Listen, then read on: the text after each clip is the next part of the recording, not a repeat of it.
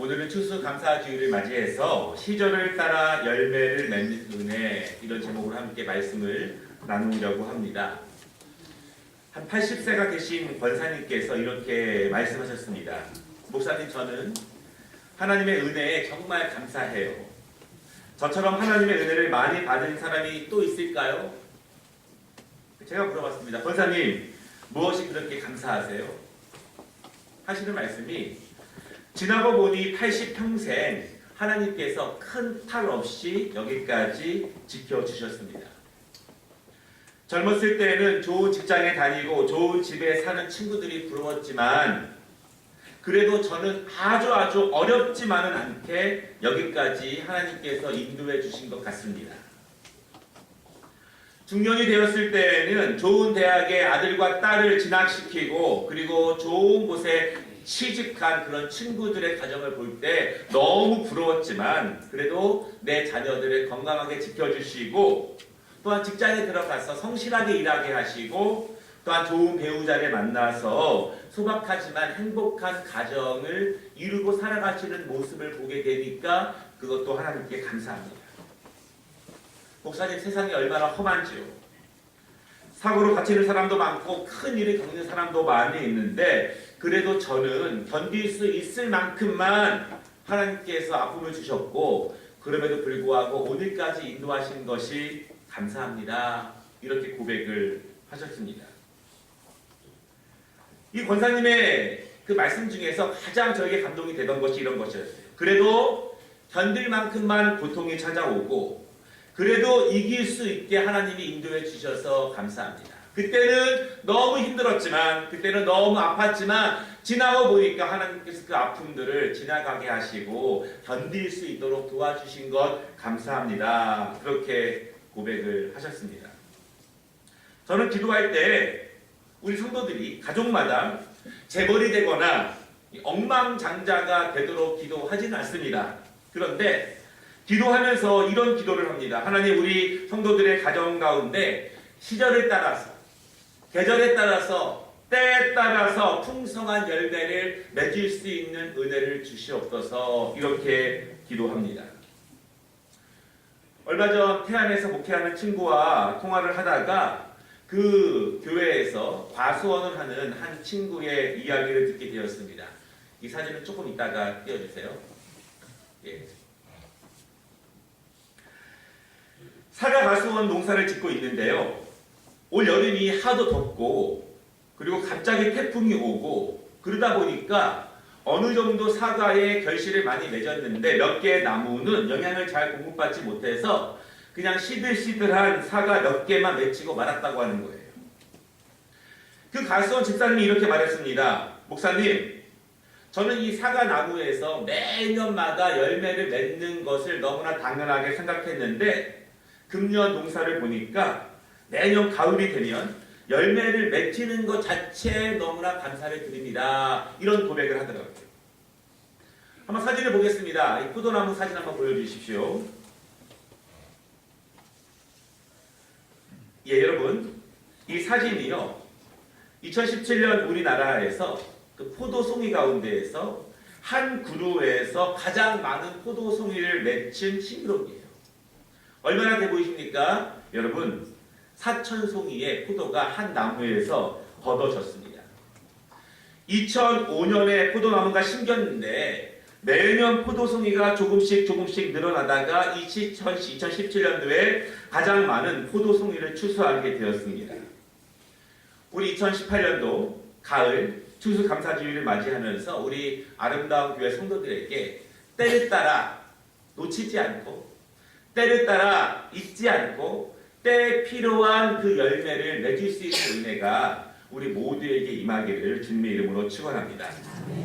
오늘 두 가지로 말씀을 나눌 것인데요. 첫 번째로, 철을 따라 열매를 맺는 것이 하나님의 법칙입니다. 여러분, 하나님의 법칙은 참으로 대단합니다. 대부분의 식물들이 1년을 주기로 해서 때에 따라서 열매를 맺고 1년을 주기로 결실을 거두게 하셨습니다. 많은 동물들이 있는데요. 또한 바다에 물고기들이 있고 하늘에 새들이 있는데, 그들은 때를 어기지 않고 알을 낳고 새끼를 낳고 끊이지 않고 열매를 맺으면서 우리 사람들에게 때에 따라서 일용할 양식을 계속해서 제공해 줍니다. 그것이 하나님의 창조의 법칙입니다. 세상에 있는 모든 자연들은, 동물과 식물들은 하나님의 창조의 법칙에 순종합니다. 자기 마음대로 하는 것이 아니에요. 때를 따라서 자기들이 해야 할 일들을 마땅하게 합니다. 그리고 자기들에게 주어진 사명을 마땅하게 감당합니다. 그러면서 이 사람들로 하여금 풍성한 일용할 양식을 거둘 수 있게 하십니다. 여러분, 하나님의 창조의 법칙이 얼마나 대단합니까? 얼마나 놀라우십니까? 사람을 먹이게 하시고 우리를 풍요롭게 하시고 우리를 번성하게 하시려고 사람을 둘러싼 모든 자연은 때를 따라서 그 열매를 거두도록 하나님이 인도해 주셨습니다. 우리는 이 나무에서 열매를 맺는 것이 너무나게 당연하게 보이고 때로는 매년 열리기 때문에 별로 감사하는 마음이 없겠지만 하나님의 특별하고 섬세한 계획을 통해서 하나님이 우리를 먹이시고 우리를 인도하신다는 사실, 이 모든 자연 법칙은 때를 따라서 열매를 맺는 하나님의 은혜로 설계되었다는 사실을 여러분 믿으시기를 바랍니다. 철에 따라, 시절에 따라 이 말씀은 때를 맞춰 필요에 따라서 꼭 그 시기에 이런 말씀이에요. 여러분, 철에 따라 열매를 맺는 것은 우리 하나님의 창조물인 사람들에게도 똑같습니다. 여러분, 사람들에게 때를 따라서 어떤 열매들이 맺히죠? 첫 번째 제일 중요한 것은요, 하나님께서 사람으로 하여금 때를 따라 철을 따라 새로운 생명을 맺게 해주십니다. 뉴스를 보면은 결혼하기를 포기하는 그런 시대라고 하는데, 한 신혼부부가 TV에 나와서 하는 말이 예식장마다 너무 사람이 많아서 예식장을 잡기가 어렵다고 하더라고요. 또 산후조리원마다 너무 아이들이 많아서 또 예약하기도 어렵다고 그렇게 이야기합니다. 여러분, 우리 교회도 하나님의 은혜로 때를 따라 새로운 생명들이 태어났습니다. 돌을 맞이한 아이도 있습니다. 새로 탄생한 손주가 너무 이뻐서 늘 핸드폰에 이제 넣고 다니시면서 볼 때마다 웃으시는 분들도 많이 계십니다. 그리고 새로운 손주가 생명으로 잉태되어서 하나님께 감사하시는 분들도 계시죠. 여러분, 하나님의 은혜입니다. 때를 따라서 생명을 주시고 그 생명으로 하여금 우리에게 기쁨을 주시고 행복하게 하시는 것이 얼마나 하나님의 크신 은혜입니까?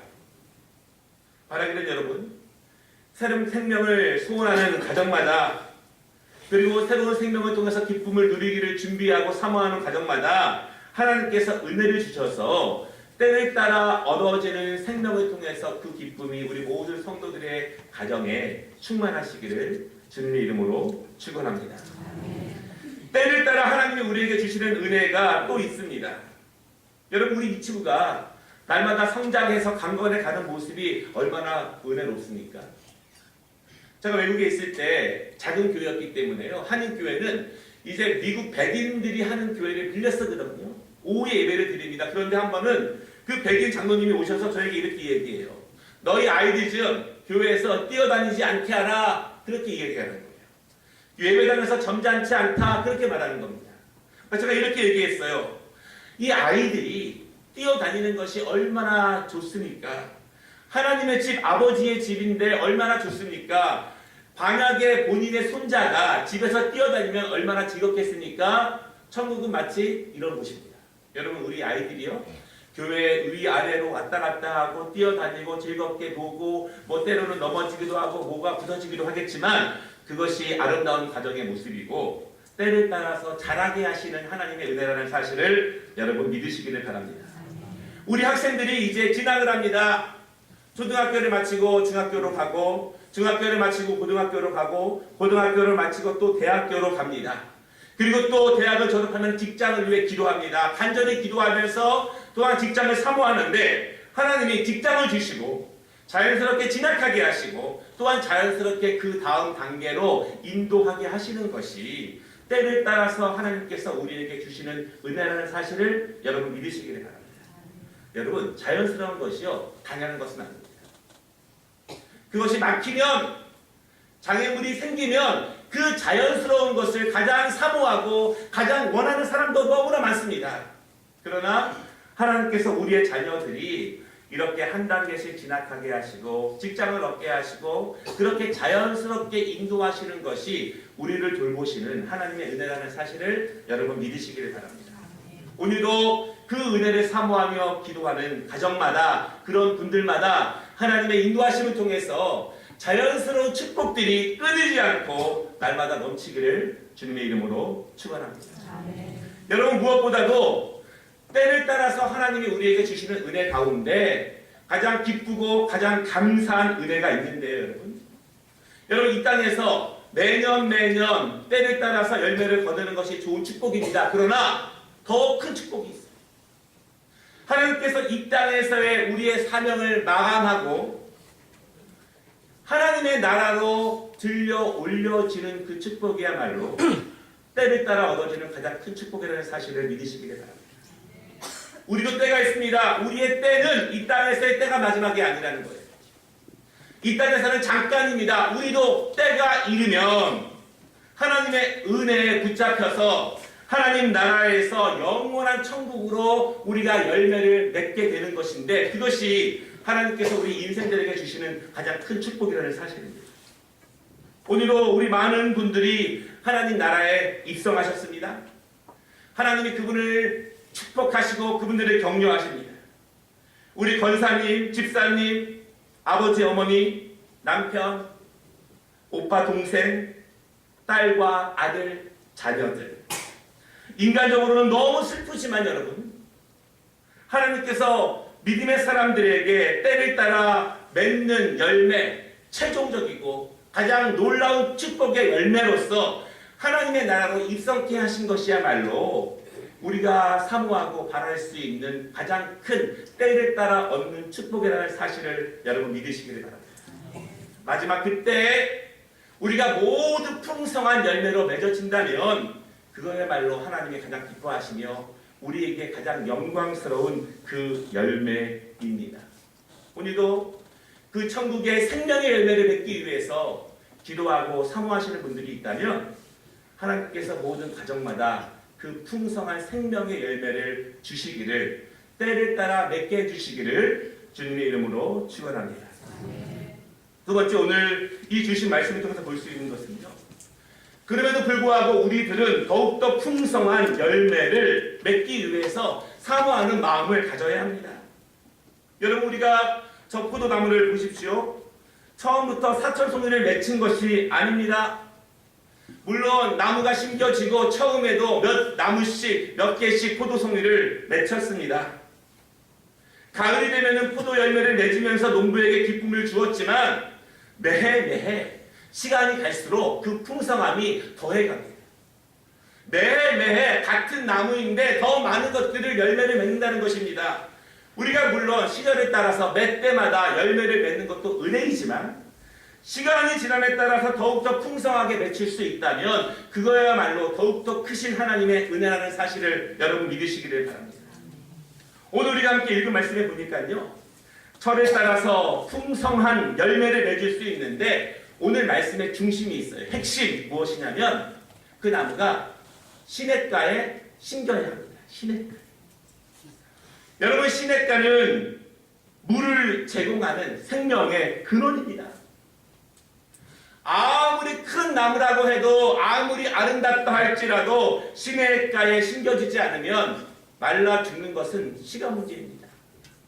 그러나 아무리 연약한 나무라도 아무리 작은 나무라도 시냇가에 심겨지면 자라는 것 또한 시간 문제입니다. 환경을 변할 수 있습니다. 너무 뜨거운 날들이 지속될 수 있습니다. 너무 추운 날들, 폭풍우가 몰아치는 날들이 계속될 수 있습니다. 환경은 변하지만 그 뿌리가, 그 기둥이 시냇가로 향해 있고 시냇가에 심겨져 있으면 외부 환경과 다르게 날마다 그 생명의 물을 공급받고 있으면 그 나무는 흔들리지 아니하며 날마다 자란다는 사실을 여러분 믿으시기를 바랍니다. 시냇가에 나무가 심겨지면 자란다는 거예요. 환경은 달라져도 그 나무는 자랍니다. 여러분 결국 시냇가에 심겨졌다고 하는 것은요, 결국 하나님의 말씀에 심겨졌다는 것을 의미합니다. 상황은 변해도 하나님의 말씀에 심겨지면 나는 변하지 않습니다. 내가, 우리 가정이, 우리 교회가 하나님의 말씀에 심겨지면 더운 날도 있고 추운 날도 있고 어두운 날도 있지만 그 나무는 계속 성장합니다. 왜냐하면 그 생명수와 같은 하나님의 말씀에 심겨져 있기 때문에 그렇습니다. 여러분, 우리에게 날마다 이 가을 날씨처럼 좋은 날만 오는 것이 아니에요. 뜨거운 햇빛이 내리쬐며 밤도 있고 추운 날도 있습니다. 그럼에도 불구하고 우리의 기준은 하나님의 말씀이 되시기를 바랍니다. 내 영혼을, 나의 삶의 기준과 터전 무엇이 중심입니까? 하나님의 말씀의 중심을 삼는 거예요. 나의 모든 뿌리를 시냇가에 하나님의 말씀의 기준을 삼으면 하나님이 우리를 인도하신다고 분명히 말씀하십니다. 오늘 우리가 함께 읽은 말씀에 보니까요, 하나님의 말씀이 심겨져 있으면 그 잎사귀가 마르지 않는다. 그리고 그가 하는 일이 모두 다 형통해진다. 왜냐하면 하나님이 그 나무를 보증하시기 때문에 형통해지는 거예요. 하나님의 말씀 위에 서 있으면 형통해집니다. 하나님의 말씀이 우리의 기준이 되면 형통해진다는 사실을 여러분 믿으시기를 바랍니다. 우리 자녀들에게 무엇을 물려주시겠습니까? 하나님의 말씀을 물려주시기 바랍니다. 그것이 가장 큰 축복입니다.